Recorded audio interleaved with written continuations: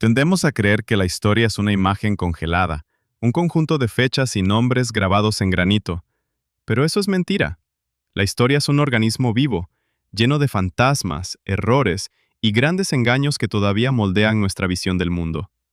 En esta serie, les abriré 30 puertas, y detrás de cada una se oculta un mito que parecía una verdad inmutable.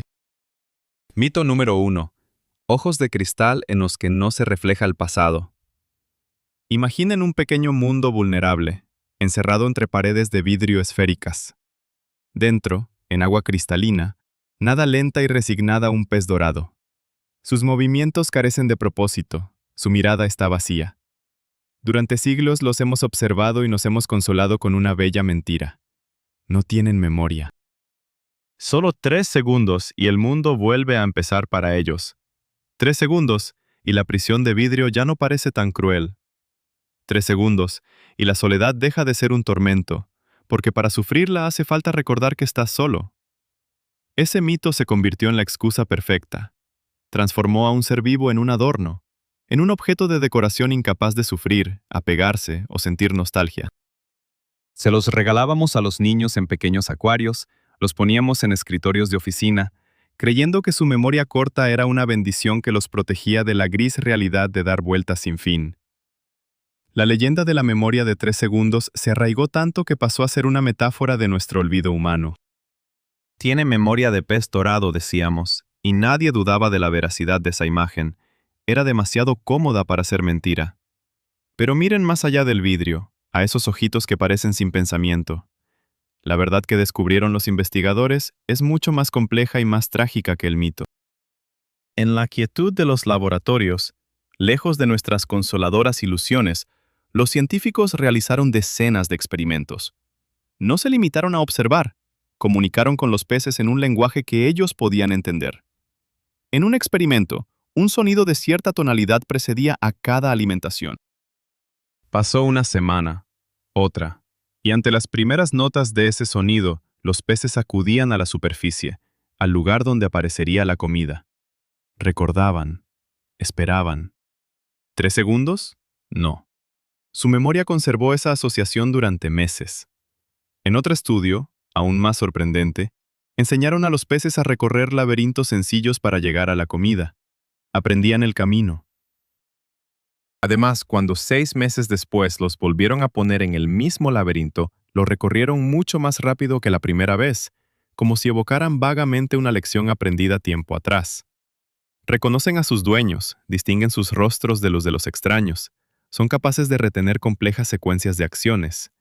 La memoria del pez dorado no es un destello de 3 segundos. Es un archivo que puede guardar información durante semanas, meses e incluso años. Y cuando esa verdad nos golpea, el mundo de vidrio del pequeño acuario deja de ser un adorno inofensivo. Se convierte en una cámara de tortura para un ser que recuerda cada día monótono, cada noche solitaria. Creamos el mito para no sentir culpa. La verdad es que en esos ojos de cristal no se refleja el vacío, sino un pasado largo e infinito. Y esa conciencia nos obliga a mirar de otra manera al mundo de los seres vivos, a quienes tan livianamente privamos del derecho a sentir y a recordar. De los silenciosos habitantes de las profundidades pasaremos a los bosques salvajes, donde otra leyenda, nacida en la noche, agitó durante siglos la imaginación humana. Mito número 2. Coro de plata para la reina silenciosa de la noche. Cierra los ojos e imagina. Una noche helada y cristalina. Un bosque envuelto en un sudario de nieve recién caída. Y sobre todo ese silencio, en el terciopelo negro del cielo, cuelga una luna llena y enorme que baña el mundo con una luz plateada y fantasmagórica. De pronto el silencio se rompe con un aullido largo, doliente, primitivo. Sale desde lo más profundo del bosque, se eleva hasta las estrellas, y da la sensación de que es el propio espíritu de la naturaleza salvaje hablando con el astro nocturno. El lobo aúlla a la luna. Esa imagen se ha arraigado en nuestra cultura hasta volverse inseparable de ella. La vemos en películas, la leemos en libros, contamos a los niños cuentos sobre hombres lobo cuyo conjuro despierta bajo la luz lunar. El mito afirma que los lobos sienten hacia la luna una atracción mística, la adoran como a un dios. O quizá la lloran, y la luna es su único oyente silencioso. La escena está llena de romanticismo y tragedia. Convierte al depredador en poeta y su aullido en una canción colmada de una melancolía inexpresable. Queríamos creer en eso. Queríamos que en este mundo cruel de la naturaleza hubiera lugar para algo elevado, para un vínculo inexplicable entre la bestia y el cosmos. Pero la realidad, como suele ocurrir, carece de poesía y está llena de lógica fría y práctica. Los científicos que pasaron años en la naturaleza observando a las manadas nos han bajado de las nubes a la tierra. Los lobos sí aúllan. Lo hacen con frecuencia y con fuerza. Pero la luna no tiene nada que ver. Aúllan en noches sin luna y en noches nubladas, al amanecer y al atardecer. Su aullido no es una plegaria ni una queja, es una herramienta compleja de comunicación social. Imagínate un enorme territorio controlado por una manada. Un aullido que se oye a kilómetros es una declaración. Esta tierra es nuestra. Los extraños no tienen cabida aquí. Es una forma de reunir a los miembros dispersos tras la caza, una especie de toque de atención en la oscuridad. Es señal de alarma, o llamada para cazar en grupo. Cada aullido es único, y los lobos reconocen a los suyos por la voz. ¿Por qué entonces levantan la cabeza hacia el cielo como si se dirigieran a la luna? La respuesta es sorprendentemente simple y está en la acústica. Esa posición de la cabeza permite que el sonido se propague más lejos y con más potencia, sin encontrar tantos obstáculos. Es como si una persona, para que la oigan al otro lado del valle, juntara las manos formando un megáfono alrededor de la boca. La luna, en esa escena, es apenas una fuente de luz espectacular. Los lobos son en su mayoría depredadores nocturnos, y la luna llena da luz suficiente para que estén activos y para que nosotros podamos verlos. Es una coincidencia que nuestra imaginación convirtió en un ritual místico. Así, el gran misterio resultó ser nada más que un megáfono natural, y la canción para la luna, una conversación corriente entre especies. Y aún sabiendo la verdad, es difícil no quedarse inmóvil al oír ese sonido en la noche, y no levantar la vista hacia el cielo. De ese llamado primitivo, al que le hemos dado un sentido falso, partiremos hacia las arenas abrasadoras, donde otro ser vivo se convirtió en el protagonista del mito sobre una elección noble pero terrible. Mito número 3. El último baile en el anillo de fuego. Desierto. Sol despiadado en el cenit. Un grupo de viajeros, aburridos en el descanso, encuentra un escorpión. Por pura crueldad lo rodean con un círculo de ramas secas y le prenden fuego. La pared de fuego se cierra. El escorpión se agita dentro buscando la salida, pero no la hay. Y entonces, según la leyenda, sucede algo asombroso. Consciente de su condena, la criatura, guiada por un orgullo inexplicable, eleva la cola con su aguijón venenoso y se lo clava en el propio lomo. Acto final de desobediencia. Elegir la muerte antes que arder vivo. Este mito convirtió al escorpión de depredador peligroso en un héroe trágico, en un estoico con voluntad y derecho al último acto. La historia de su suicidio se transmitió de boca en boca, desde los libros de zoología del siglo XIX hasta los foros de Internet actuales. Se reflejó en el arte y en la literatura, convirtiéndose en símbolo de decisión desesperada ante la muerte inevitable.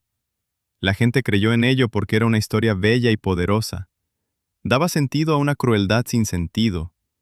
Humanizaba a un ser que normalmente despierta solo miedo y repugnancia, atribuyéndole pasiones casi shakespearianas. Sin embargo, la verdad que se esconde tras ese final dramático no tiene nada que ver con nobleza ni con una elección consciente. Es fisiología cruel, no filosofía. Los biólogos que estudiaron a los escorpiones desmintieron este mito por completo.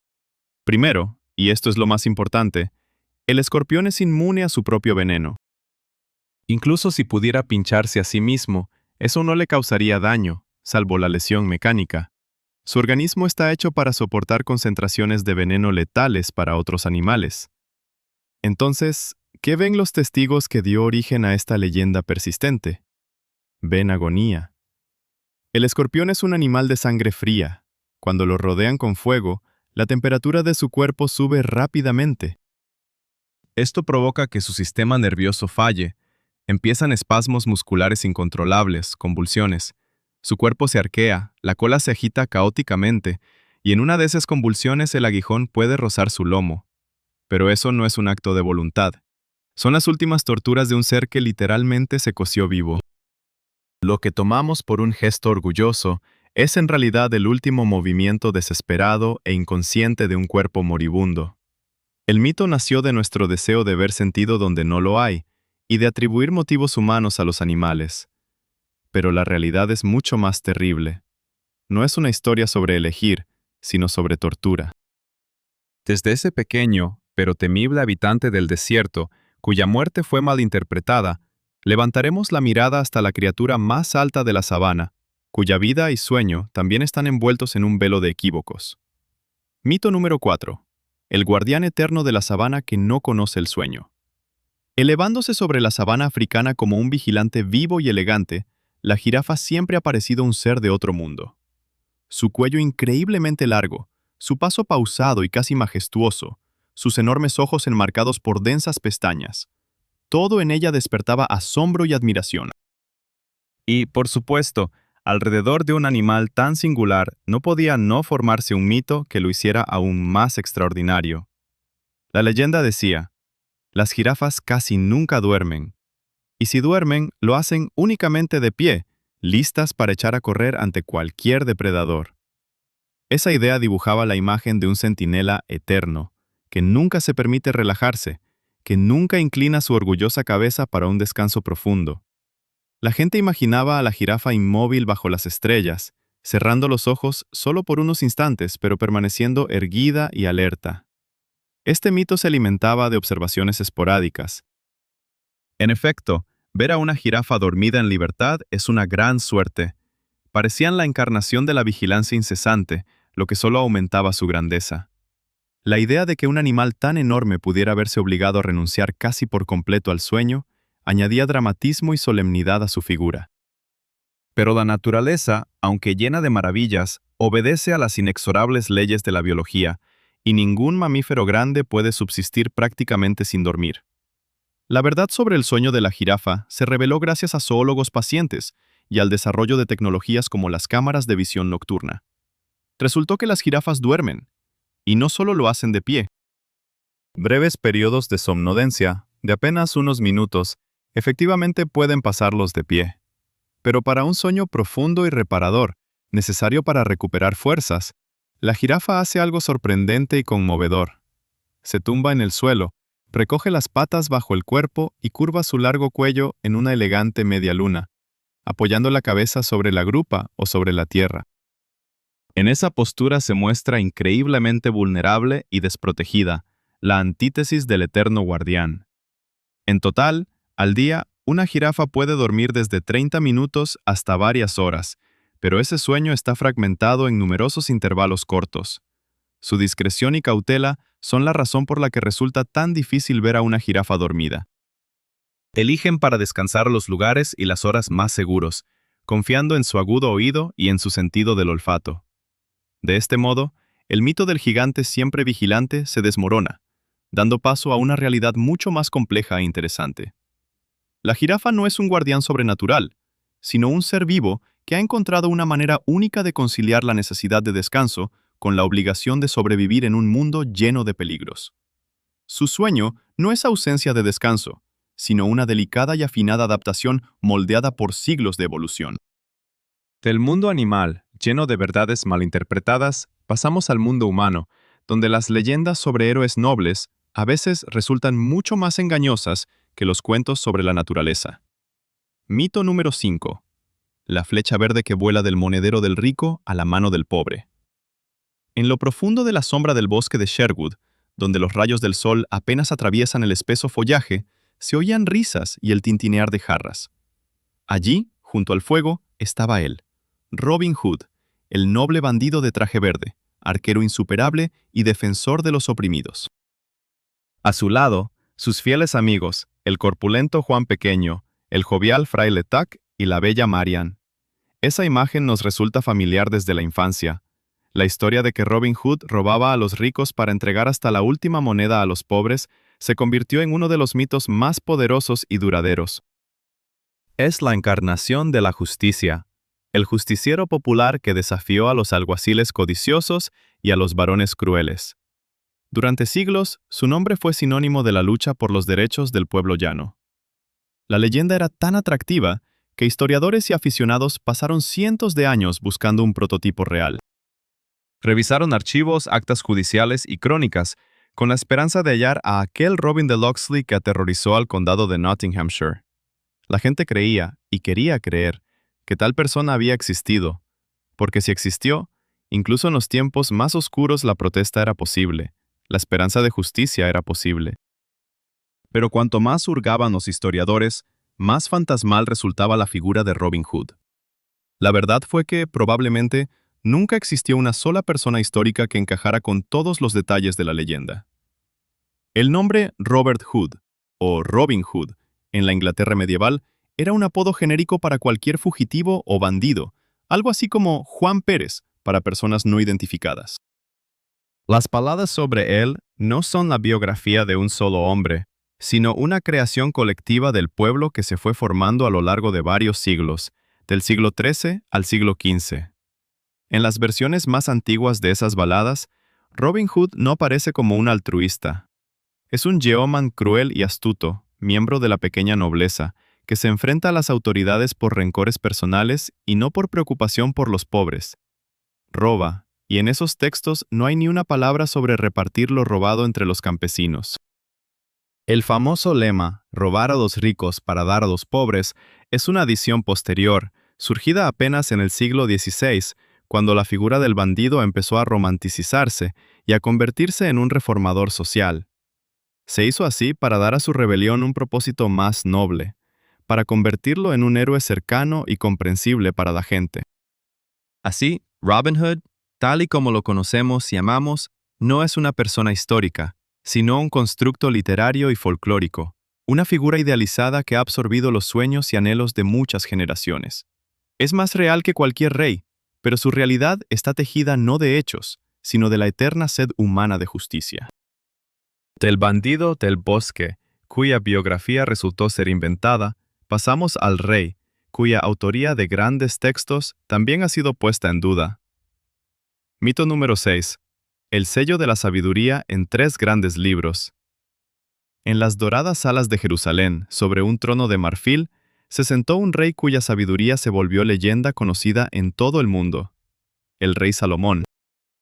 Hijo de David, constructor del primer templo, gobernante al que reyes y reinas venían de lejos solo para oír sus palabras. Su nombre llegó a ser sinónimo de perspicacia, justicia y profundo conocimiento del alma humana. La tradición bíblica le atribuye la autoría de 3 grandes libros del Antiguo Testamento: el libro de los Proverbios, Eclesiastés y el Cantar de los Cantares. Durante milenios eso no se cuestionó. Los creyentes, al leer esos textos, estaban convencidos de que tocaban directamente la sabiduría del más grande de los reyes. Ahí está él, joven y lleno de esperanzas, escribiendo el apasionado y sensual Cantar de los Cantares. Ahí está él, en el cenit de su gloria y poder, componiendo una colección de aforismos sabios, el libro de los Proverbios. Y ahí está él, al ocaso de la vida, cansado del poder y conocedor de la vanidad de lo terrenal, escribiendo el melancólico tratado filosófico que es Eclesiastés. Esa imagen triple era una biografía literaria perfecta, del amor juvenil, pasando por la sabiduría madura, hasta el desengaño de la vejez. Era lógica, hermosa y aleccionadora, y por eso se aceptaba sin reservas. Sin embargo, cuando se ocuparon del asunto los biblistas y lingüistas modernos, esa construcción comenzó a tambalearse.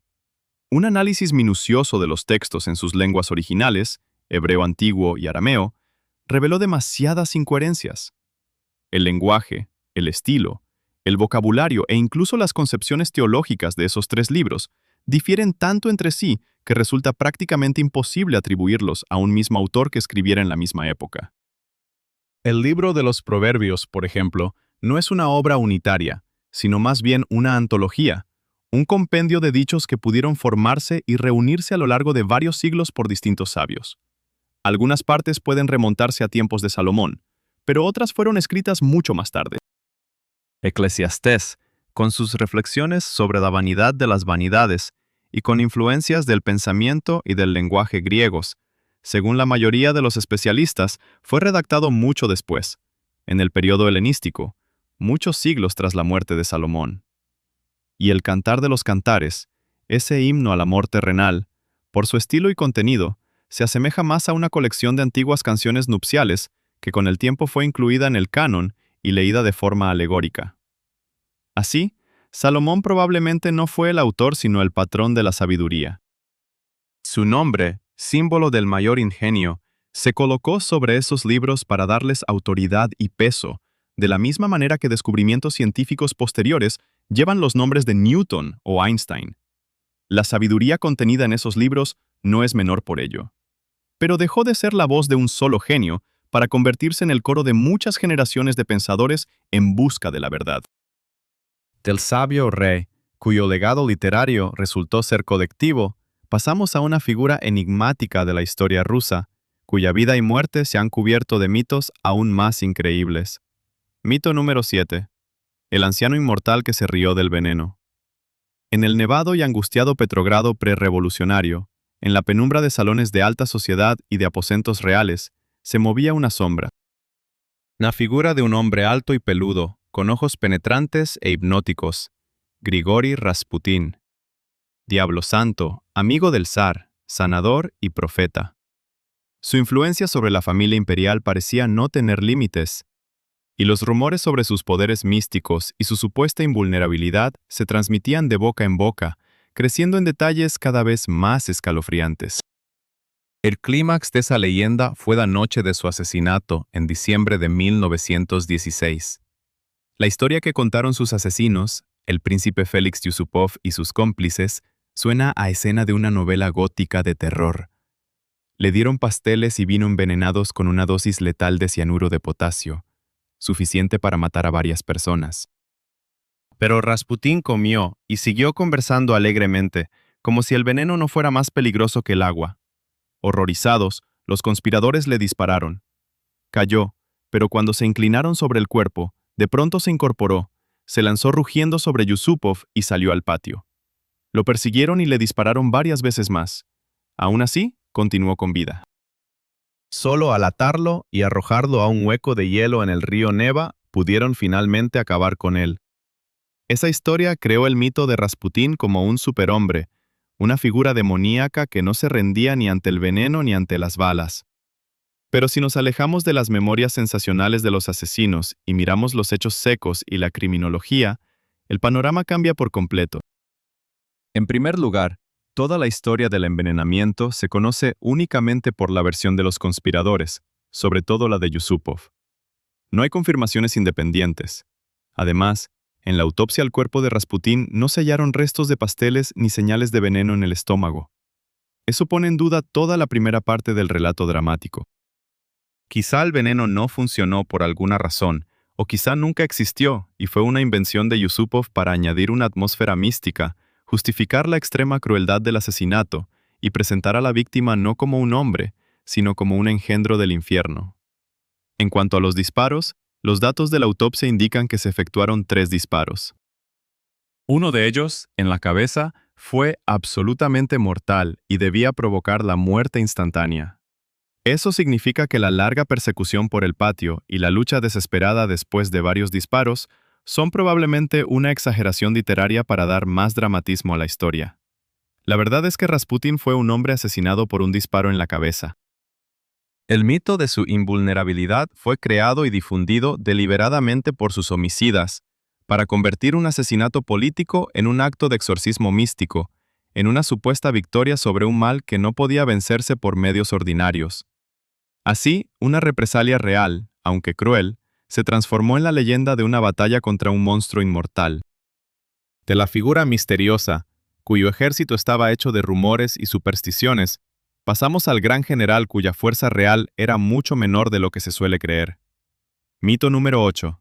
Un torrente de hierro que inundó la mitad del mundo. Imaginen las llanuras sin fin de Asia. Por caminos polvorientos, desde Grecia hasta la India, avanza una fuerza imparable. Decenas, incluso cientos de miles de guerreros con armaduras relucientes y largas lanzas llamadas sarisas, erizadas como las agujas de un erizo gigante. Al frente, sobre su fiel caballo bucéfalo, cabalga un joven rey de mirada ardiente, Alejandro Magno. En nuestra imaginación sus conquistas están inseparablemente ligadas a la imagen de un ejército colosal e incontable. Tendemos a pensar que conquistó el imperio persa y llegó hasta los límites del mundo conocido, simplemente aplastando al enemigo por su número. Ese mito nace del deseo natural de explicar lo increíble. ¿Cómo pudo una sola persona conquistar tanto en tan poco tiempo? La respuesta más sencilla: contaba con un ejército enorme que nadie podía resistir. Los historiadores antiguos, dados a las exageraciones, hablaban de cifras de 100 e incluso 200.000 hombres, y esos números quedaron grabados en la cultura popular. La imagen de Alejandro al frente de hordas innumerables resultaba cómoda y comprensible. Hacía sus victorias lógicas, sin restar mérito a su genio como comandante. Sin embargo, las cifras reales que reconstruyen los historiadores modernos, a partir de un análisis más riguroso de las fuentes y de la logística de la época, dibujan una imagen totalmente distinta y todavía más impresionante. Cuando Alejandro, en el año 334 a.C., cruzó el Helesponto e invadió Asia, su ejército contaba apenas con entre 35 y 40.000 hombres, entre infantería y caballería. Su rival, el rey persa Darío III, podía desplegar en el campo de batalla fuerzas que lo superaban por varios factores. En la batalla de Gaugamela, enfrentamiento decisivo de la guerra, el ejército persa, según distintas estimaciones, sumaba entre 100 y 250.000 hombres, frente a 47.000 de Alejandro. ¿Cuál era entonces el secreto de su victoria? No estaba en la cantidad, sino en la calidad. El ejército de Alejandro, heredado de su padre Filipo II, era la máquina militar más perfecta de su tiempo. Estaba formado por soldados profesionales y curtidos en el combate. La falange macedonia, armada con zarizas, resultaba casi impenetrable para la caballería enemiga. Su caballería pesada de élite, que él mismo conducía al ataque, era capaz de asestar un golpe demoledor en el momento decisivo. A eso se sumaba el genio táctico incomparable de Alejandro, su capacidad para leer el campo de batalla, tomar decisiones audaces e inesperadas, y su valor personal que inspiraba a las tropas. Vencía no por número, sino por habilidad, disciplina e innovación. Y eso hace sus logros aún más asombrosos. No solo llevó tras de sí un vasto torrente, sino que manejó una cuchilla afilada, perfectamente templada, que una y otra vez cortó la pesada y torpe carne de la máquina militar persa. Desde los campos de antiguas batallas descenderemos bajo tierra, a ciudades cuyo origen resultó ser mucho más antiguo de lo que contaba la leyenda popular. Mito número 9. El laberinto cristiano bajo el suelo turco. Muy por debajo de las llanuras abrasadas por el sol de la Capadocia, en el centro de Turquía, se oculta una maravilla de la ingeniería antigua. Una red entera de ciudades subterráneas que descienden decenas de metros, con laberintos de túneles, habitaciones, iglesias, pozos de ventilación e incluso caballerizas. La más conocida, Derinkuyu, podía albergar hasta 20.000 personas junto con el ganado y los suministros. Durante siglos reinó el mito de que estas increíbles construcciones fueron creadas por los primeros cristianos en los primeros siglos de nuestra era. La leyenda decía que eran su refugio.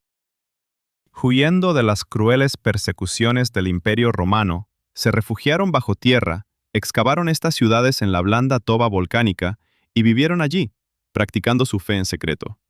Esa imagen era poderosa y romántica, una comunidad perseguida que encontraba salvación en las entrañas de la tierra, rezando en templos subterráneos, mientras arriba el mundo hostil rugía.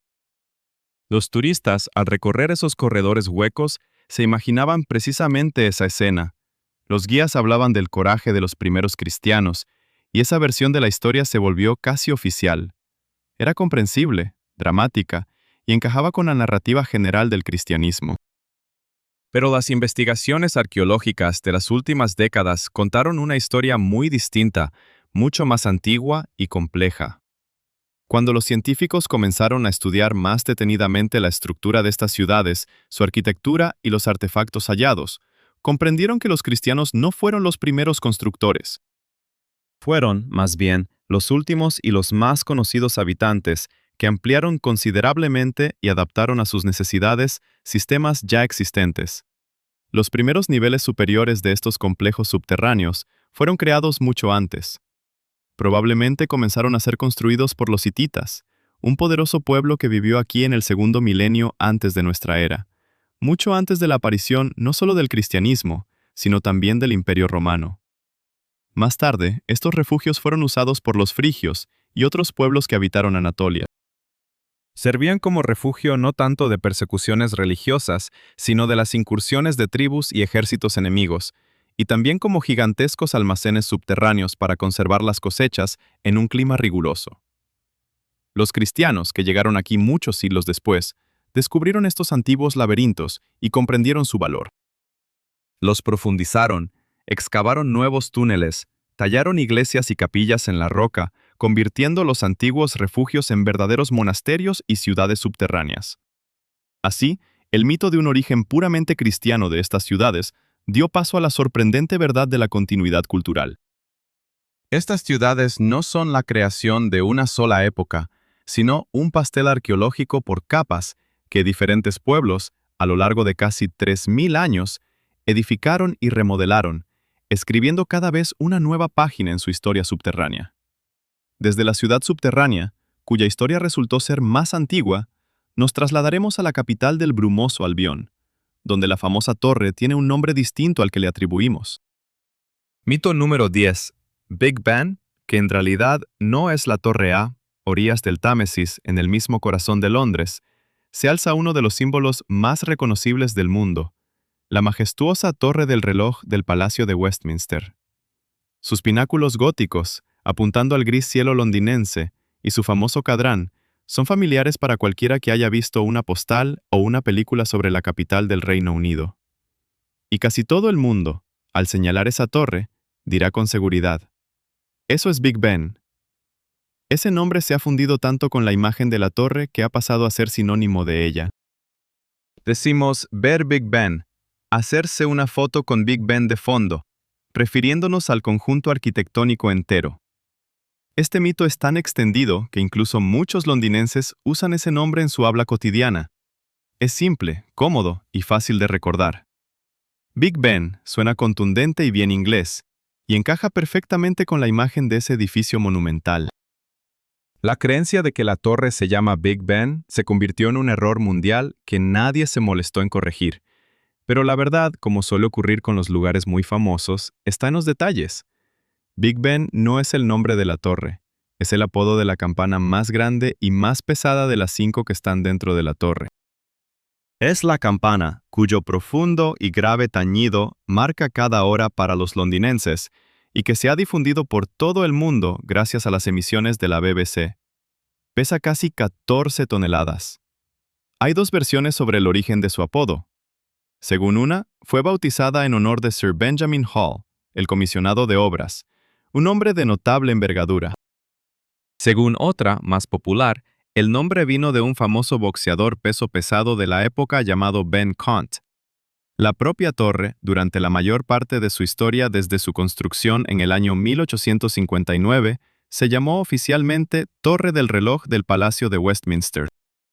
Solo en el año 2012, en homenaje al 60º aniversario del reinado de la reina, fue rebautizada oficialmente como Torre de la Reina Isabel.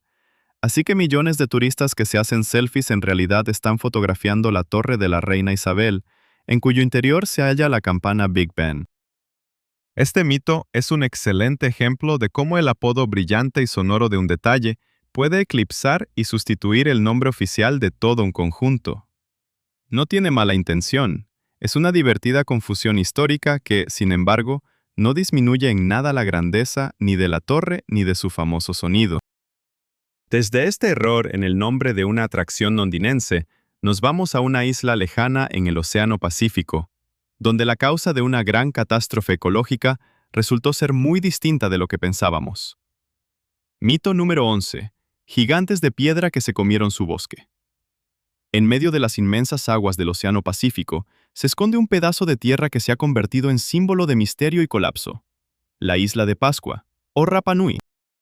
Su tarjeta de presentación son los moais, cientos de gigantescas estatuas de piedra que miran en silencio al océano o se inclinan sobre las laderas de un volcán extinto. Pero existe otra fama, más sombría, de esa isla.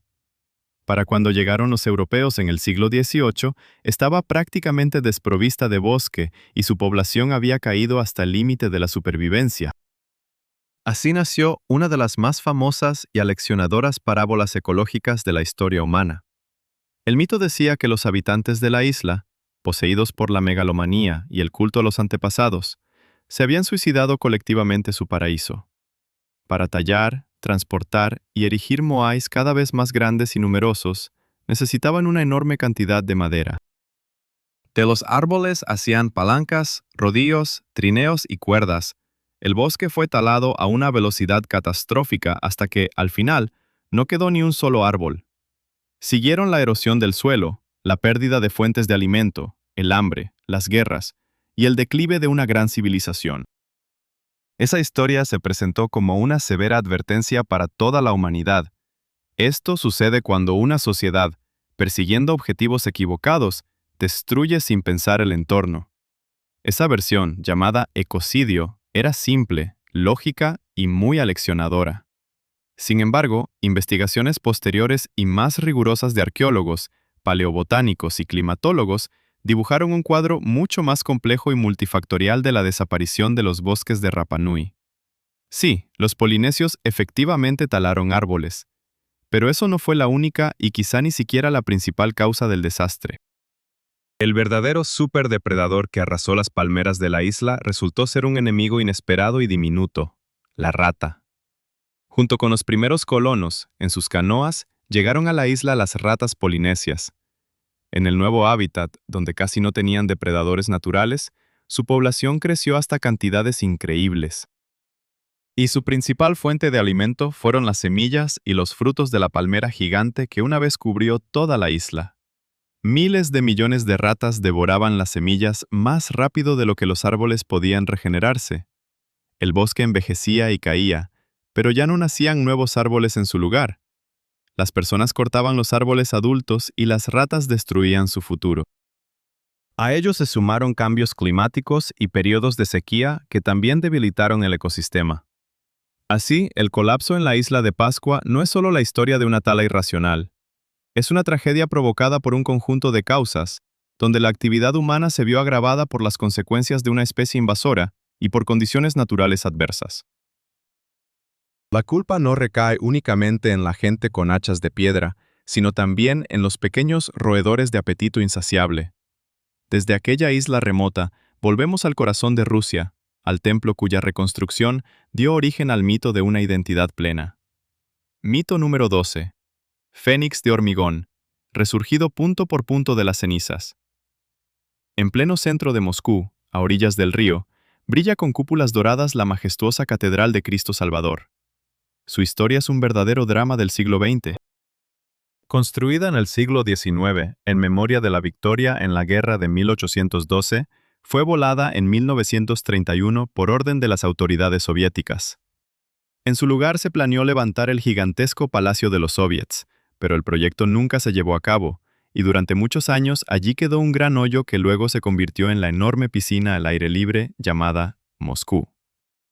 A finales del siglo XX, tras la disolución de la Unión Soviética, se tomó la decisión de reconstruir el templo. Y así, en el año 2000, volvió a presentarse al mundo en todo su esplendor. Pronto nació y se consolidó un mito. El nuevo templo era una copia absolutamente idéntica de su destruido antecesor. Se decía que los arquitectos y constructores, con un cuidado casi obsesivo, habían restaurado cada detalle, cada curva, cada bajorrelieve, usando planos y fotografías antiguas. La idea de un renacimiento completo, 100%, tenía un gran valor simbólico. No significaba solo la reconstrucción del edificio, sino la restitución de la justicia histórica, el regreso a las raíces perdidas, la victoria sobre la ideología destructiva del pasado. Un templo fénix que resurgía de las cenizas en su forma primigenia. Pero, como en toda gran obra, el diablo está en los detalles. Aunque por fuera el nuevo templo realmente se parece mucho al antiguo, sería incorrecto llamarlo una copia exacta.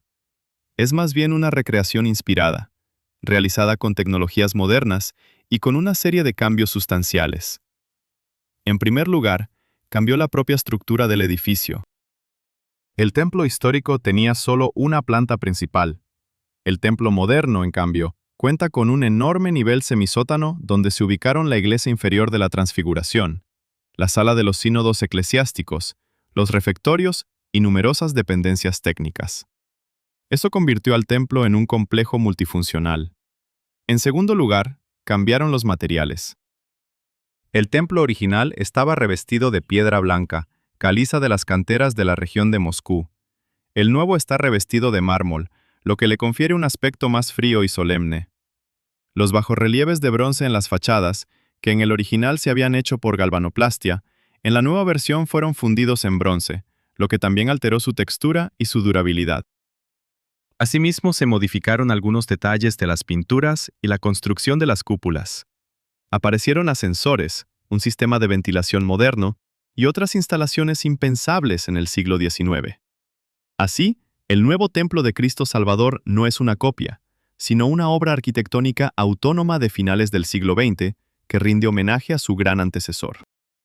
El mito de la identidad total sirvió para crear un símbolo ideológico poderoso, pero la realidad resultó más compleja y pragmática, combinando el respeto por la historia con las exigencias de la modernidad. De los prodigios y desastres hechos por manos humanas, pasamos ahora a los fenómenos de la naturaleza, que también están rodeados de mitos igual de persistentes. Mito número 13. La cicatriz en el rostro de Siberia que nadie encontró. A primera hora de la mañana del 30 de junio de 1908, en la remota taiga siberiana, en la zona del río Podkamennaya Tunguska, tuvo lugar un acontecimiento que hasta hoy agita las mentes de científicos y aficionados a los enigmas. Se produjo una explosión colosal sobre la Tierra, cuya potencia se estima en decenas de megatones, miles de veces superior a la potencia de la bomba atómica lanzada sobre Hiroshima. La onda de choque dio 2 veces la vuelta al globo, y en una enorme zona de 2.000 kilómetros cuadrados, los bosques quedaron derribados como si fueran fósforos. De inmediato nació y se consolidó la versión principal, casi un mito. Un gigantesco meteorito de Tunguska cayó a la Tierra. En la imaginación de la gente se dibujaba la escena del impacto. Un enorme cuerpo celeste, abrazado por la fricción con la atmósfera, se estrella contra la taiga dejando tras de sí un cráter humeante, una cicatriz en el rostro del planeta. Durante décadas se organizaron expediciones a esa remota región con esperanza de hallar ese cráter y los fragmentos del propio meteorito. La idea era simple y comprensible. Encajaba en la visión habitual del mundo. Si hubo una explosión por una caída, debía existir un cráter. Las búsquedas continuaron, alimentadas por rumores y leyendas sobre piedras fundidas y extraños artefactos hallados. Pero pasaron los años y la principal prueba material, el cráter, no apareció. Los científicos peinaron la zona, perforaron pozos, estudiaron fotografías aéreas, todo en vano. En el epicentro de la explosión, donde por lógica debería haber una enorme depresión, los árboles se mantenían con sus raíces en el suelo, si bien sin ramas ni corteza, formando el llamado bosque telegráfico. Esta discrepancia obligó a los investigadores a reevaluar toda la versión del suceso.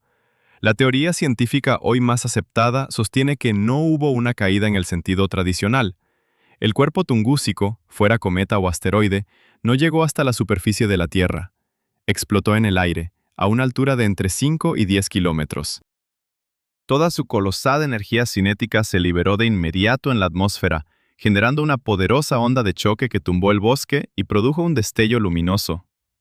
El propio material del cuerpo espacial, al vaporizarse en la explosión, se dispersó en la atmósfera en forma de polvo muy fino. Por eso no quedó en la Tierra ni cráter ni fragmentos grandes.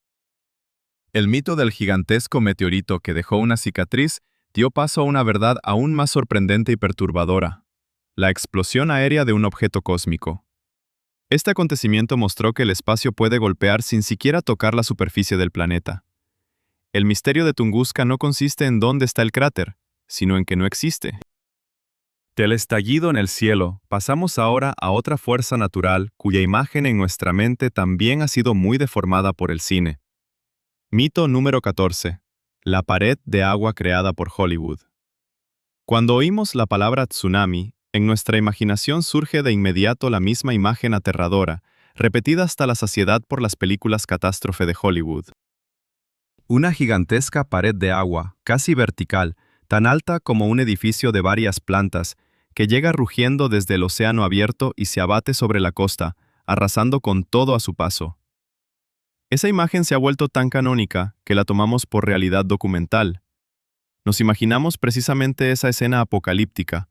Gente en la playa que ve en el horizonte una pared creciente, se da la vuelta y huye presa del pánico, intentando salvarse de una muerte inevitable. El mito del tsunami como una ola muro gigante es muy efectivo desde el punto de vista dramático. Es comprensible a simple vista, crea la máxima tensión y permite rodar planos impactantes. Esa imagen está tan arraigada en la conciencia colectiva que muchas personas, al encontrarse en una zona de riesgo, pueden ni siquiera reconocer la amenaza real, porque no se parece en nada a la del cine. Aunque existen tsunamis con olas muy altas, en la mayoría de los casos este fenómeno se manifiesta de forma muy distinta. Lo más habitual es que el tsunami llegue a la costa no como una pared vertical de agua, sino como una oleada muy rápida y potente. El nivel del océano comienza a subir de forma vertiginosa, mucho más deprisa que en una marea normal. El agua inunda la costa, avanzando varios kilómetros tierra adentro. Ese flujo puede no parecer una ola gigante, pero poseer una fuerza destructiva enorme por su masa y su velocidad. Arrastra escombros de edificios, automóviles y árboles, convirtiéndose en una corriente mortal de lodo y detritos. Otro aviso frecuente, que suele preceder a esa oleada, es un retroceso brusco e inusual del agua. El océano puede retirarse cientos de metros, dejando al descubierto el lecho marino. Personas que desconocen esta característica, movidas por la curiosidad, pueden acercarse a recoger conchas en el fondo expuesto, sin imaginar que en pocos minutos toda la fuerza del océano caerá sobre ese lugar. El mito cinematográfico es peligroso, porque crea una idea equivocada del fenómeno. La gente espera una pared de agua y puede ignorar las señales reales de peligro, una marea inusualmente rápida o un repentino retroceso. La verdad sobre los tsunamis es menos espectacular, pero mucho más insidiosa. No es tanto un golpe como una asfixiante e implacable inundación. De la furia terrestre, dirigimos ahora la mirada al astro del cielo, cuyo color también es causa de un gran equívoco. Mito número 15. La esfera dorada en el cielo azul. Pídele a cualquier niño, y también a un adulto, que dibuje el sol. Con una probabilidad casi del 100% cogerá un lápiz amarillo o naranja. En nuestro imaginario, en nuestro lenguaje y en nuestra cultura, el sol está firmemente asociado a esos colores. Hablamos de rayos dorados del sol, del disco solar amarillo. Lo vemos así cada día despejado, una esfera brillante, cálida y amarilla flotando en un cielo azul. Al ponerse, puede tornarse naranja o incluso rojo, llenando el paisaje de tonos pintorescos. Este mito sobre el color del sol es tan básico que parece absurdo cuestionarlo. Lo vemos con nuestros propios ojos todos los días, y esa creencia se refuerza desde los dibujos infantiles hasta las fotografías y las pinturas. El sol amarillo es una verdad tan elemental como la hierba verde o el cielo azul. Pero nuestros ojos, o mejor dicho, nuestro cerebro, nos engañan, y la atmósfera terrestre colabora en ese engaño. En realidad, el sol es blanco. Si lo observáramos desde el espacio, sin el filtro de la atmósfera, veríamos una luz deslumbrantemente blanca. El sol emite radiación en todo el espectro visible, y cuando se mezclan todos los colores del arco iris, el resultado es precisamente el blanco. Entonces, ¿por qué en la Tierra lo vemos amarillo? El responsable de este engaño óptico es un fenómeno llamado dispersión de Rayleigh. Cuando la luz del sol atraviesa la atmósfera, las moléculas de los gases, principalmente nitrógeno y oxígeno, dispersan la luz de onda corta, el azul y el violeta, mucho más que la de onda larga, el rojo, el naranja y el amarillo. Esa luz azul dispersa es la que tiñe el cielo de azul. La luz solar directa que nos llega queda empobrecida de su componente azul. Si a la luz blanca le quitas algo de azul, lo que queda lo percibimos como amarillo. En el atardecer o en el amanecer, cuando los rayos solares deben atravesar una capa atmosférica aún más gruesa, se dispersa todavía más la luz azul e incluso la verde, y solo llega hasta nosotros la parte de longitudes de onda más largas, el rojo y el naranja. Por eso los atardeceres son tan coloridos. Así, el color del Sol que vemos no es su color verdadero, sino el resultado de su interacción con nuestra atmósfera. Vivimos en el fondo de un océano de aire que actúa como un filtro gigante de luz, tiñendo nuestro astro con tonos cálidos y familiares. Del engañoso color del Sol, pasamos ahora a una época que solemos imaginar como un frío continuo y eterno. Mito número 16. La Tierra convertida en una bola de nieve en una desolación helada. Cuando hablamos de la edad de hielo, la imaginación dibuja una imagen dura y monótona. Toda la Tierra, o al menos gran parte de ella, cubierta por una capa gruesa de hielo y nieve. Por las vastas extensiones heladas vagan mamuts y rinocerontes lanudos, y nuestros antepasados, envueltos en pieles, se apiñan junto al fuego en el fondo de las cuevas. Esta imagen de un invierno eterno y global, que dura miles de años, se ha fijado en la cultura popular gracias a dibujos animados, películas y libros. El mito del frío continuo e ininterrumpido simplifica la época y la hace muy dramática. Subraya la dureza de las condiciones en las que la humanidad sobrevivió y magnifica el heroísmo de nuestros antepasados. Nos imaginamos un mundo sin las estaciones tal como las conocemos, solo un invierno infinito. Pero la paleoclimatología, la ciencia que estudia el clima del pasado, pinta una imagen mucho más compleja y dinámica. Primero, la edad de hielo no es un único frío constante. Es una época en la que se alternaron periodos muy fríos, llamados glaciaciones, y periodos relativamente cálidos, llamados interglaciares. Por cierto, ahora mismo vivimos en uno de esos interglaciares cálidos. Durante el apogeo de las glaciaciones, enormes capas de hielo sí cubrieron buena parte de Norteamérica y Eurasia, pero ni siquiera entonces cubrieron todo el planeta. Los trópicos y las zonas ecuatoriales permanecieron libres de hielo.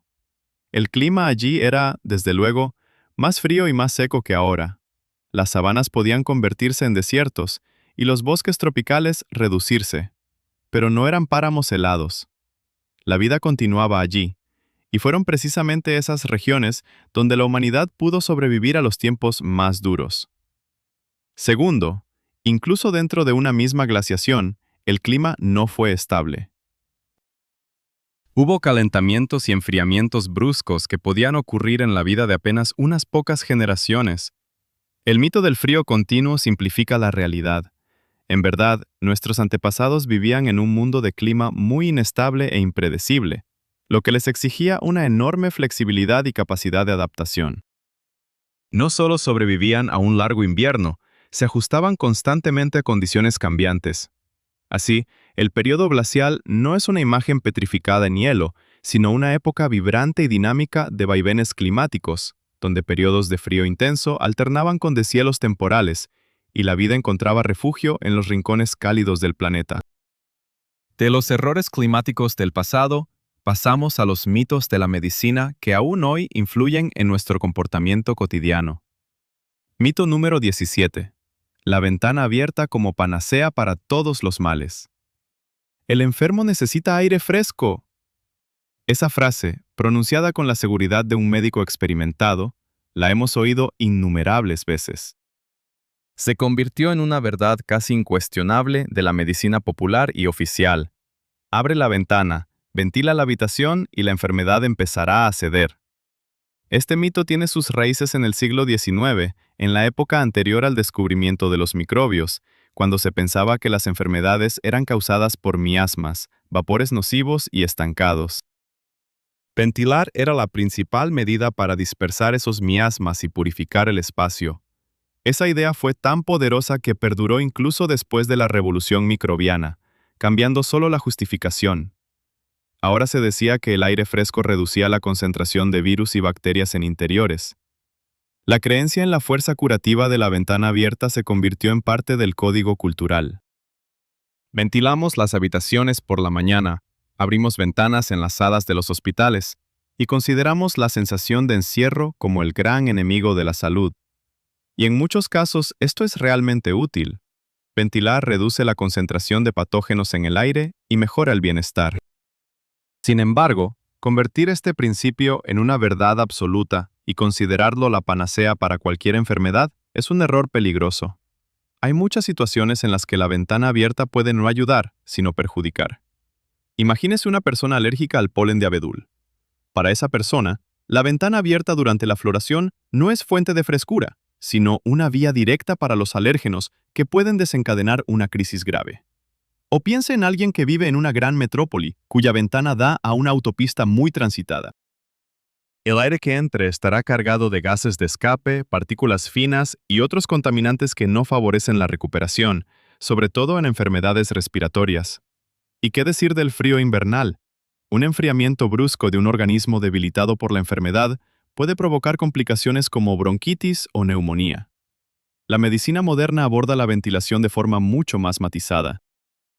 Lo importante no es solo el aire fresco, sino aire limpio, humidificado y a una temperatura óptima. A menudo es mucho más eficaz utilizar sistemas de purificación y humidificación del aire que simplemente abrir la ventana al exterior. Así, el mito de la utilidad incondicional de la ventana abierta es una simplificación peligrosa. Como cualquier medicamento, el aire fresco es bueno con moderación y según las indicaciones, y en algunos casos puede convertirse en veneno. Desde los mitos médicos cotidianos nos remontaremos al pasado para desmentir el mito de la total insalubridad de los médicos medievales. Mito número 18. El cirujano cubierto de sangre y suciedad, que no sabía nada sobre la limpieza. La Edad Media. En nuestra imaginación es una época de oscuridad, superstición y completa insalubridad. Y el médico o cirujano medieval es casi una caricatura. Lo imaginamos con un delantal ensangrentado, manos sin lavar y herramientas oxidadas, como si acabara de despiezar carne. Es ignorante, no reconoce la higiene y está menos aseado que un campesino. Ese mito pinta un retroceso total de la medicina tras la caída del mundo antiguo. Creemos que los médicos de entonces no tenían idea de la importancia de la limpieza en las operaciones y en el tratamiento de las heridas, lo que provocaba infecciones masivas y alta mortalidad. Esa imagen sirve para resaltar el progreso de la medicina moderna y horrorizarnos ante los siglos oscuros. Además, se alimenta con imágenes del cine y de libros populares, donde cada escena en un hospital medieval está llena de suciedad y sufrimiento. Pero si consultamos los tratados médicos reales de la época, conservados en bibliotecas monásticas y universidades, veremos otra realidad. Es cierto que la teoría microbiana aún no se había descubierto, y los médicos desconocían bacterias y virus. Pero muchos, por intuición o por experiencia, entendían la importancia de la limpieza. Por ejemplo, en los textos del gran cirujano del siglo XIII, Teodorico Borgognoni, hay instrucciones directas de lavar bien la herida con vino antes de operar. El vino, como sabemos, tiene propiedades antisépticas por su alcohol. También recomendaba vendas limpias y criticaba la práctica, defendida por algunos colegas, de dejar pus en la herida creyendo que eso ayudaba a sanar. Otro médico famoso, Enrique de Mondeville, que vivió entre el siglo XIII y el XIV, decía a sus estudiantes de medicina: Dios nos libre de operar con las manos sin lavar. Recomendaba a los cirujanos mantener limpias no solo sus manos y herramientas, sino también su ropa e incluso su cabello. Claro que los niveles de higiene no eran los de hoy, y muchos médicos desatendían esas reglas. Pero el mito de que todos los médicos medievales eran sucios e ignorantes es una generalización injusta y burda. Entre ellos, hubo profesionales reales que adelantaron siglos a su tiempo y sentaron las bases prácticas de la asepsia y la antisepsia, aunque no entendieran todavía sus fundamentos teóricos. Desde las falsedades sobre la medicina del pasado, pasaremos a las tecnologías médicas modernas y a un mito sobre su seguridad. Mito número 19. Los rayos invisibles que son absolutamente inofensivos. Radiografía. Esa palabra nos resulta familiar. La encontramos al tratar un diente, al sospechar una fractura o una neumonía. La radiografía se ha convertido en una parte rutinaria e imprescindible de la medicina diagnóstica moderna. Y con su generalización nació y se consolidó el mito de su casi total inocuidad en dosis bajas. Dicen, la dosis de una sola radiografía es mínima. Es comparable a la que recibes en unos días de vida normal por la radiación de fondo natural. Esa frase tranquiliza y crea la impresión de que las radiografías médicas son totalmente inocuas. Las hacemos sin demasiada reflexión, confiando en los médicos y en la tecnología. Ese mito resulta cómodo tanto para los pacientes, que no quieren preocuparse de más, como para el sistema sanitario, para el que la radiografía es un método rápido y barato de diagnóstico. La confianza en la seguridad de las dosis bajas permite ordenar pruebas con más frecuencia, a veces incluso sin indicación estricta. Sin embargo, el principio fundamental de la seguridad radiológica dice otra cosa. Cualquier dosis, por pequeña que sea, de radiación ionizante conlleva un riesgo estocástico, es decir, probabilístico. No existe un umbral absolutamente seguro de exposición. Cada fotón de rayos X que atraviesa los tejidos del cuerpo puede, potencialmente, dañar el ADN de una célula. En la mayoría de los casos, la célula muere o repara con éxito el daño, pero siempre existe una probabilidad ínfima de que el daño provoque una mutación maligna que, años más tarde, pueda dar lugar a un cáncer.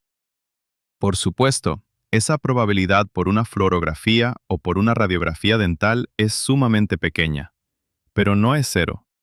Por eso en radiología existe el principio ALARA, tan baja como sea razonablemente alcanzable, que significa que la dosis de radiación debe ser lo más baja posible para obtener una imagen con valor diagnóstico. Los médicos siempre sopesan el riesgo potencial de la exposición frente al beneficio de la información obtenida. Si se trata de salvar una vida o diagnosticar una enfermedad grave, ese riesgo mínimo está totalmente justificado. Pero el mito de la total inocuidad es peligroso porque puede llevar a exploraciones innecesarias y demasiado frecuentes, por ejemplo en clínicas privadas donde cada prueba genera ingresos. La verdad es que los rayos X son una herramienta poderosa, pero como cualquier herramienta relacionada con la radiación, requieren un uso prudente y consciente, no una actitud frívola nacida del mito de su absoluta inocuidad. De los rayos invisibles pasamos al mundo microscópico de las vacunas, y a uno de los miedos más persistentes que las rodean. Mito número 20. La inyección que te puede contagiar la enfermedad. La vacunación es uno de los mayores logros de la medicina, que ha salvado millones de vidas. Sin embargo, desde sus inicios ha estado rodeada de miedos y prejuicios. Y uno de los mitos más persistentes y fundamentales dice, con la vacuna puedes contraer la misma enfermedad que debería prevenir. Este miedo parece intuitivamente comprensible. Al fin y al cabo se introducen en el cuerpo gérmenes atenuados o inactivados. ¿Y si no estuvieran tan debilitados? ¿Y si despertaran y provocaran una enfermedad a gran escala?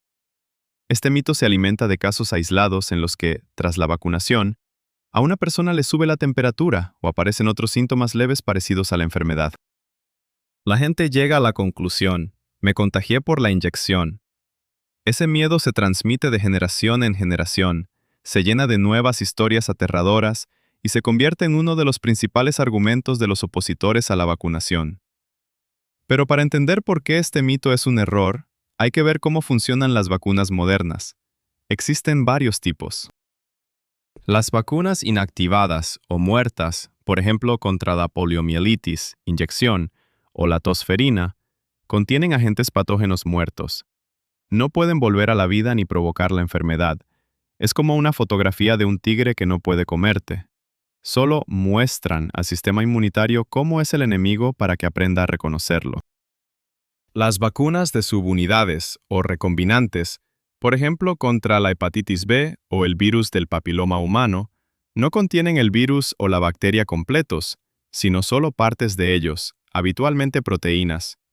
Esto es aún más seguro, porque incluso en teoría esos fragmentos no pueden ensamblarse en un patógeno activo. El único tipo de vacunas en el que este temor tiene alguna raíz histórica son las vacunas vivas atenuadas, por ejemplo la vacuna triple vírica contra el sarampión, la rubeola y las paperas, o la vacuna oral viva contra la poliomielitis. En ellas sí hay virus vivos, pero están tan debilitados en el laboratorio que no pueden causar enfermedad en una persona con el sistema inmunitario sano. Solo pueden provocar una reacción inmunitaria leve y controlada, que es la que genera la protección. Esa reacción, fiebre, erupción, es precisamente lo que la gente confunde con la enfermedad. En casos extremadamente raros, en personas con inmunodeficiencias severas, esos virus atenuados han podido causar enfermedades asociadas a la vacuna. Pero para la gran mayoría de la población, eso no es posible. Así pues, el mito de que las vacunas modernas pueden causar la enfermedad surge del desconocimiento de cómo están hechas. Una reacción vacunal leve no es una enfermedad, sino la señal de que su sistema inmunitario está funcionando y aprendiendo a enfrentarse al enemigo real. De los miedos nacidos de la ciencia, pasamos ahora a los miedos nacidos de la mística y del juego de nuestra propia mente. Mito número 21. El susurro del espejo que anuncia la desgracia. Una habitación oscura. Una vela solitaria proyecta reflejos temblorosos en las paredes. En el centro hay un espejo cuya superficie parece agua negra inmóvil. Te miras en tu reflejo y el corazón se te acelera. Existe una creencia antigua y aterradora. Si en ese ambiente se pronuncia 3 veces el nombre de una persona, en el espejo se puede ver su futuro, o más exactamente, su muerte. Este mito pertenece a la categoría de las leyendas urbanas y las prácticas adivinatorias que se transmiten en voz baja y agitan la imaginación. Apela a nuestro miedo primitivo a los espejos como portales a otro mundo y a la creencia de que se puede asomar uno al velo del futuro. Las personas que lo practicaron contaron historias escalofriantes, cómo el reflejo por un instante se distorsionaba, convirtiéndose en un cráneo, o cómo aparecía una figura oscura detrás de la espalda. Esta leyenda es tan persistente porque toca las fibras más sensibles de nuestra psique, la espera ansiosa, el miedo a la oscuridad y el deseo de conocer lo desconocido. Pero detrás de ese ritual místico no hay magia, sino un fenómeno científico explicable, conocido como efecto Troxler o atenuación periférica. Nuestro cerebro está organizado de manera que tiende a ignorar estímulos estáticos e invariables.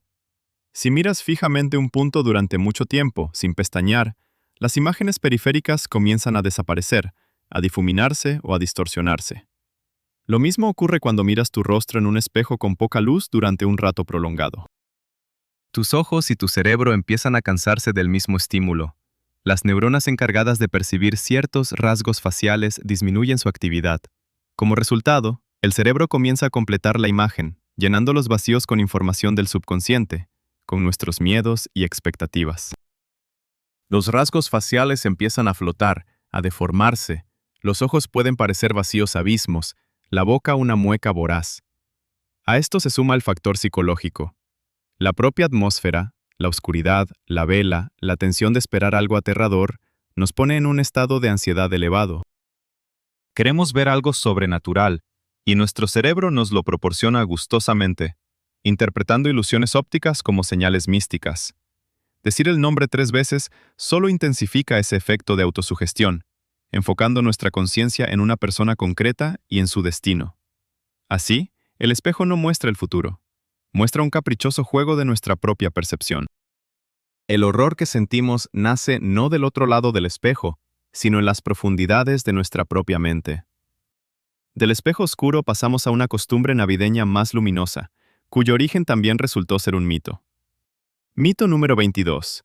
El beso pagano bajo la rama sagrada Navidad. En el aire flota el aroma de pino y canela. En las casas decoradas con guirnaldas se reúnen las familias. Y entre todas las tradiciones navideñas, hay una especialmente romántica, el beso bajo la rama de muérdago. La pareja que se encuentre bajo un manojo de esta planta siempre verde con bayas blancas, debe besarse. Esta costumbre parece muy antigua, con raíces profundas en el pasado. Está muy difundida la idea de que es un eco de antiguos ritos paganos, celtas o nórdicos, relacionados con la fertilidad. El muérdago, que crece en los árboles y permanece verde incluso en invierno, fue considerado por los druidas una planta sagrada, símbolo de vida e inmortalidad. Según esa leyenda, el beso bajo ella debió otorgar a la pareja fertilidad, felicidad y amor eterno. Esta versión es muy hermosa y da a la agradable tradición un sentido profundo y sagrado. Conecta la celebración moderna con el mundo misterioso y sabio de los antiguos paganos. Sin embargo, los historiadores que han estudiado las fuentes concluyen que esa hermosa historia no es más que una invención romántica. Aunque el muérdago tenía realmente un significado simbólico importante en algunas culturas antiguas, por ejemplo, en la mitología nórdica se relacionaba con la diosa Frigg y Plinio el Viejo describe ritos de los druidas con muérdago, no hay pruebas directas de que existiera la costumbre de besarse debajo de él. La tradición de los besos bajo el muérdago, tal y como la conocemos, es, en realidad, mucho más reciente.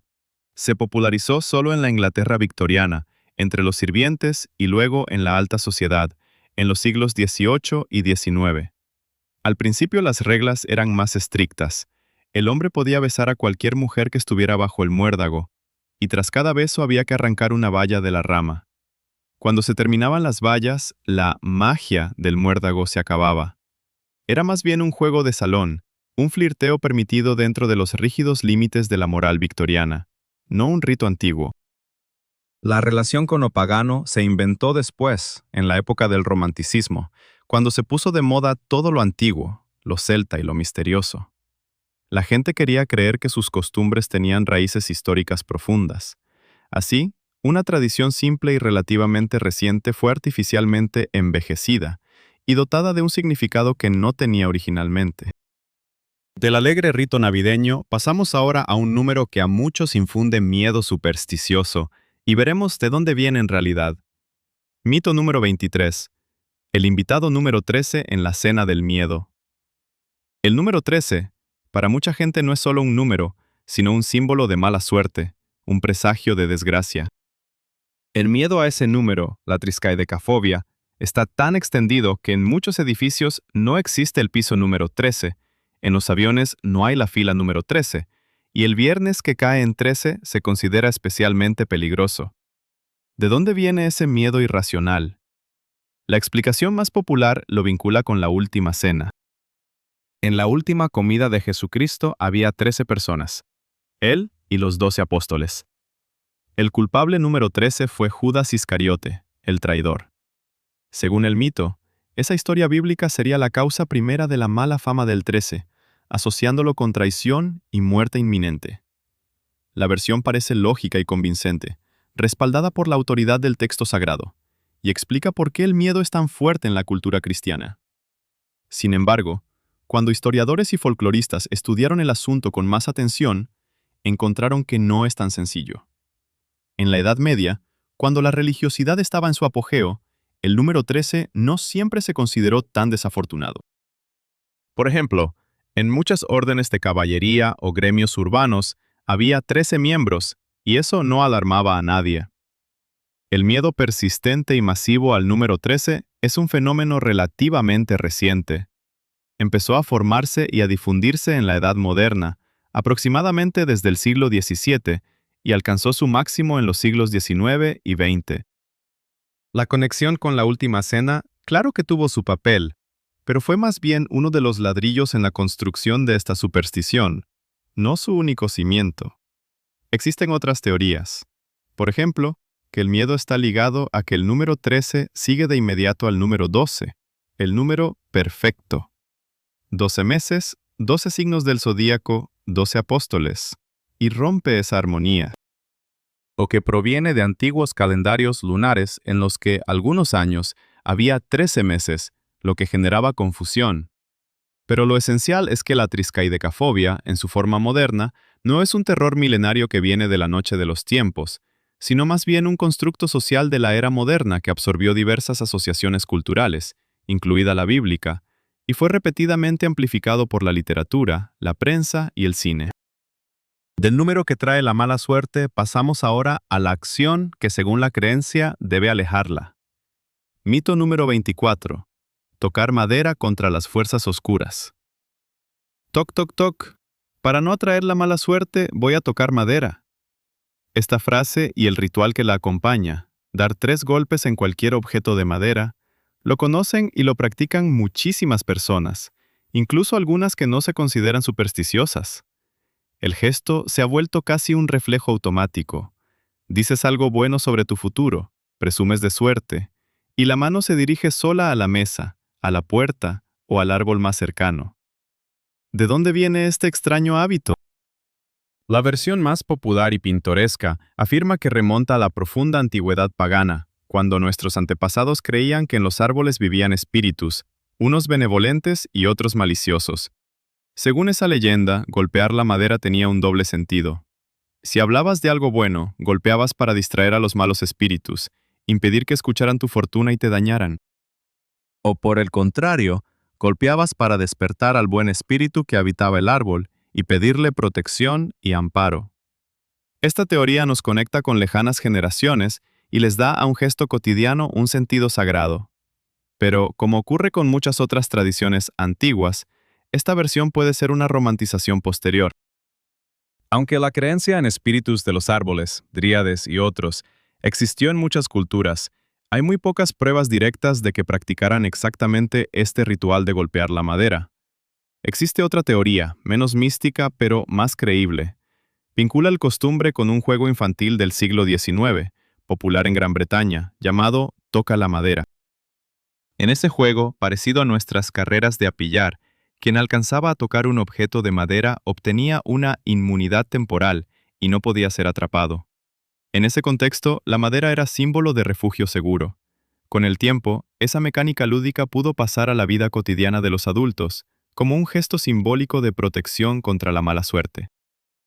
También hay una versión cristiana que relaciona el golpear la madera con tocar la madera de la cruz, donde fue crucificado Cristo, como forma de invocar la protección divina.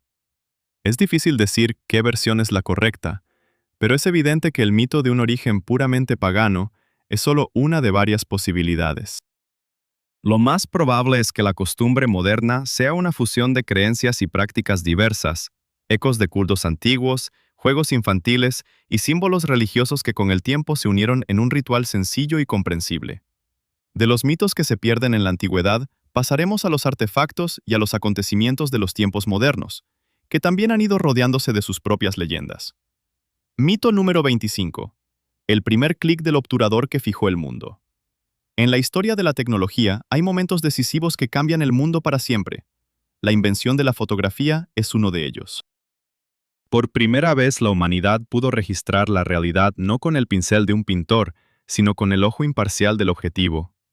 Y en la historia popular de este invento se ha consolidado el mito de la primera fotografía del mundo. Normalmente con ello se refiere a la imagen llamada Vista desde la ventana en Legras, hecha por el francés Joseph Nicéphore Niepce en 1826 o 1827. En esa heliografía, borrosa y apenas reconocible, se ven tejados y árboles. Esa imagen se presenta como el primer intento exitoso de fotografiar, el punto de partida de una nueva era. Está guardada en un museo, la reproducen en los libros de texto y se ha convertido en un ícono que simboliza el nacimiento del arte fotográfico. Creemos que antes de ese momento no existía nada y que esa toma fue el primer rayo de luz en la habitación oscura de la historia. Sin embargo, llamar vista desde la ventana la primera fotografía es una simplificación importante de un proceso complejo y prolongado. El propio Niepce había experimentado con la heliografía, su método para fijar imágenes, durante muchos años antes de crear esa famosa toma. Hay testimonios de que hizo otras impresiones anteriores, pero o no han llegado hasta nosotros o fueron menos afortunadas. Por ejemplo, existe una plancha grabada del siglo XVII con la imagen de un cardenal que Niepce copió con su método ya en 1825.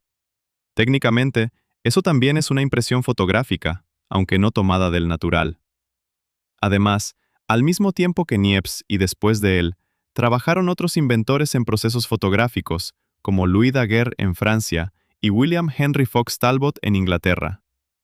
Vista desde la ventana, no es tanto la primera fotografía en sentido absoluto, sino la primera que nos ha llegado, hecha del natural y fijada sobre un soporte durable. Es una toma importante y simbólica, pero no surgió de la nada. Fue la culminación de largas búsquedas y experimentos. El mito de la primera fotografía resulta cómodo porque nos da un punto de partida claro. Pero la historia real de la invención no es un único golpe de genialidad, sino más bien un flujo de muchas ideas, ensayos y descubrimientos que al final confluyeron en la tecnología que conocemos hoy. Desde la tranquila finca francesa donde nació esa primera imagen, nos trasladaremos al estruendoso campo de batalla, donde la victoria no se consiguió exactamente como suele contarse. Mito número 26. El león británico que derrotó al águila en solitario. 18 de junio de 1815, cerca del pequeño pueblo belga de Waterloo, se encontraron en la batalla final dos grandes ejércitos de Europa. Por un lado, estaba Napoleón Bonaparte, regresado de la isla de Elba y ansioso por la revancha. Por el otro, el ejército de los aliados al mando del mariscal de campo británico, el duque de Wellington. En la historiografía y la cultura de habla inglesa, la batalla de Waterloo se presenta como un triunfo del arma británica y del espíritu británico. En el centro de la historia siempre está la figura de Wellington y su inquebrantable y delgada línea roja, la infantería británica, que resistió los furiosos ataques de la caballería y de la Guardia Imperial. El mito dice que fueron los británicos, con su paciencia y valor, quienes en solitario rompieron la potencia de Napoleón y pusieron fin a su época. Esta versión resulta halagadora para la conciencia nacional y crea la imagen heroica de una nación que salvó a Europa. En incontables libros y películas se enfatiza el enfrentamiento entre Wellington y Napoleón, mientras que otros participantes quedan en un segundo plano. Pero esa imagen es incompleta y distorsiona el curso real de la batalla. La victoria en Waterloo fue una victoria de la coalición, y la fuerza decisiva la aportó una tercera potencia, el ejército prusiano bajo el mando del mariscal de campo Gebhard von Blücher. Durante gran parte del día, el ejército de Wellington resistió con heroicidad el empuje francés, pero al anochecer, sus fuerzas estaban agotadas y las reservas casi consumidas. Napoleón ya se disponía a asestar el golpe final con su vieja guardia. Y fue precisamente en ese momento crítico, hacia la tarde, cuando empezaron a llegar al campo de batalla los cuerpos de avanzada del ejército prusiano. Los prusianos, que 2 días antes habían sido derrotados por Napoleón en Ligny, lograron reagruparse y realizar una marcha durísima para ayudar a su aliado. Su ataque por el flanco y la retaguardia del ejército francés tomó a Napoleón por sorpresa y le obligó a desviar reservas preciosas para afrontar la nueva amenaza.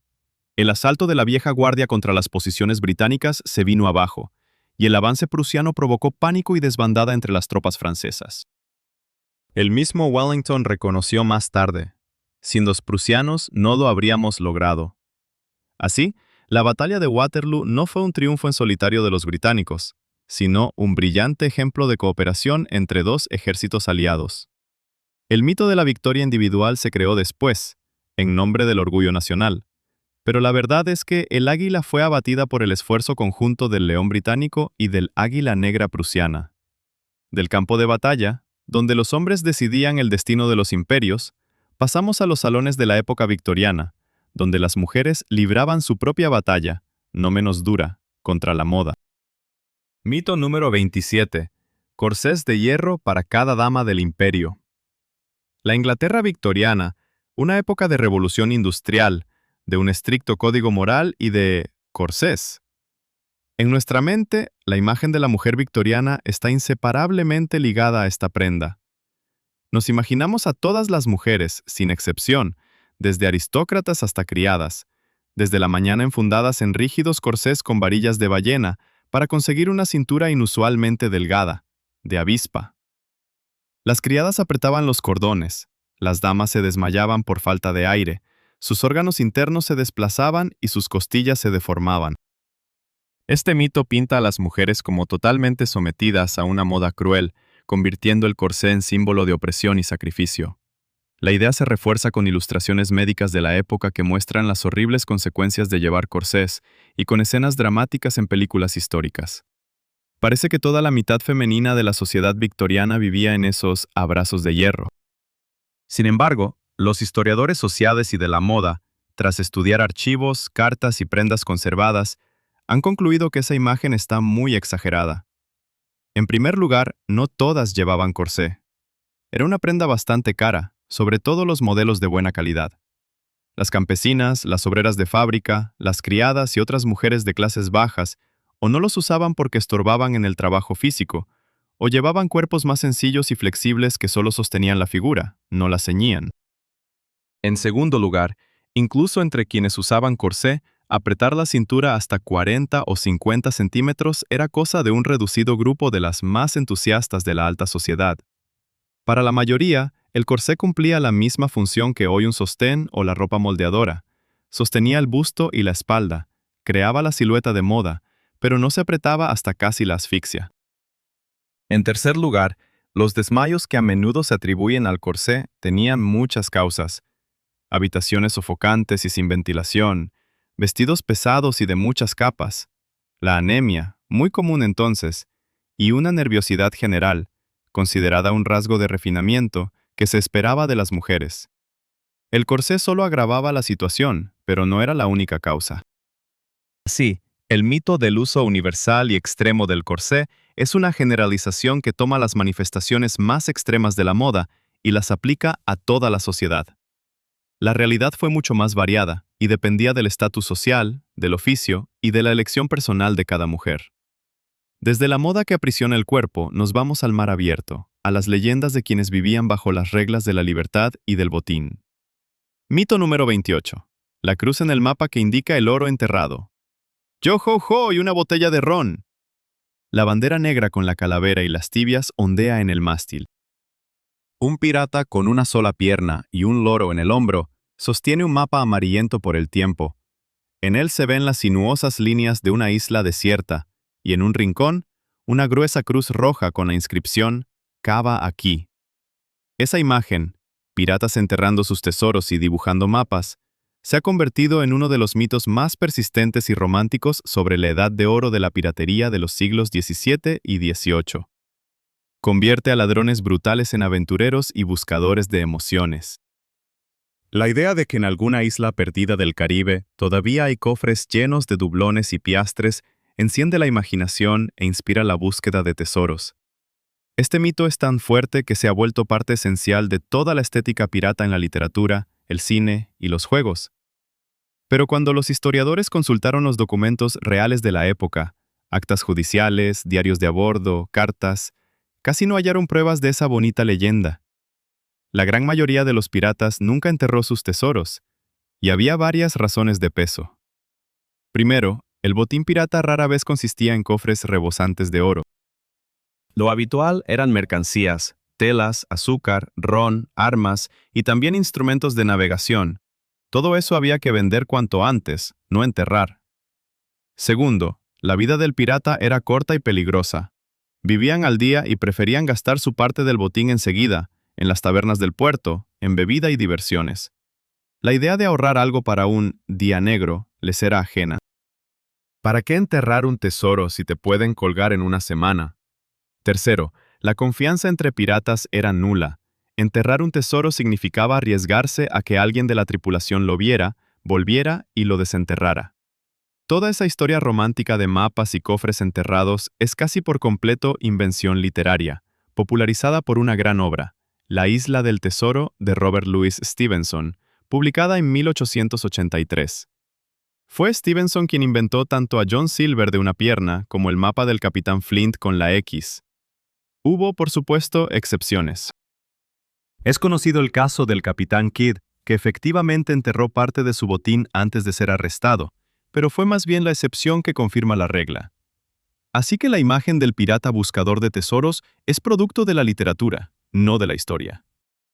De los bandidos romantizados pasaremos a los mitos sociales del siglo XX, que ocultaban tras su fachada bonita una realidad muy distinta. Mito número 29. La feliz reina de la cocina en un reluciente suburbio. Los años 50 del siglo XX en Estados Unidos. En la conciencia colectiva, ese periodo se pinta como la edad de oro del sueño americano. La guerra quedó atrás, la economía en auge y el país se fue llenando de suburbios acogedores con casitas idénticas y céspedes verdes. Y en el centro de ese mundo idílico está ella, la ama de casa perfecta. Con peinado y maquillaje impecables, con un bonito vestido y su delantal, recibe al marido con una sonrisa al llegar del trabajo. Cría a 2 hijos obedientes y maneja con destreza los últimos electrodomésticos, el frigorífico reluciente, la lavadora y la aspiradora. La publicidad y los programas de televisión populares de la época crearon y reforzaron el mito de que las amas de casa estadounidenses de los años 50 eran completamente felices. Habían encontrado su verdadera vocación y su plena realización llevando el hogar, cuidando de la familia y creando confort. Cualquier otra ambición, como una carrera profesional o estudios, se consideraba innecesaria e incluso perjudicial para la naturaleza femenina. Esta imagen resultaba muy conveniente para una sociedad que, tras la guerra, buscaba devolver a las mujeres de las fábricas, donde habían trabajado durante el conflicto, a la cocina, para liberar puestos de trabajo para los hombres que regresaban. Pero bajo esa fachada brillante se escondía una tragedia profunda y silenciosa. Muchas mujeres, que habían accedido a la educación y probado la independencia durante la guerra, se sentían infelices y no realizadas en esa jaula de oro suburbana. La socióloga Betty Friedan, en su célebre libro La mística femenina, llamó a eso el problema que no tenía nombre. Era un sentimiento de vacío, de aislamiento y de depresión que padecían millones de mujeres, pero de lo que no se hablaba en voz alta.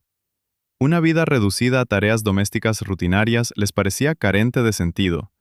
Una confirmación indirecta pero muy elocuente de ese malestar oculto fue el fuerte aumento en el consumo de tranquilizantes y antidepresivos, como Miltown, apodados entonces los pequeños ayudantes de mamá. Los médicos los recetaban masivamente a mujeres que se quejaban de ansiedad y abatimiento. Así, el mito de la felicidad generalizada de las amas de casa de los años 50 fue una construcción propagandística que ignoraba y silenciaba los problemas psicológicos reales de toda una generación de mujeres, atrapadas entre las expectativas sociales y sus propias aspiraciones no realizadas. Del sueño estadounidense con sus problemas ocultos pasamos a la realidad soviética, donde la ausencia de un problema era solo doctrina oficial. Mito número 30. El estado del pleno empleo, donde no sobraba nadie.